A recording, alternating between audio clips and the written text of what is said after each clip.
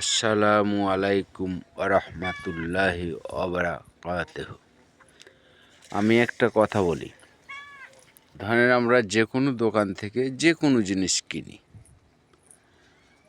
দোকানদার সম্পর্কে ভাই লাগে কি চাচা লাগে, ধরেন ভাই লাগে।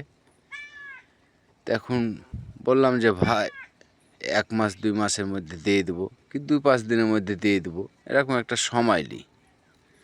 তারপরে দোকানদার দিতে চায় না, তখন আমরা বলি কি দেন ভাই দেন, চাচা কইছি দেন, এরকমও বলে ফেলে। এক কথায় ভাই লাগলে বাপও পর্যন্ত বলে, বাকিটা লেয় দোকানদার হয়তো দিয়ে দেয়।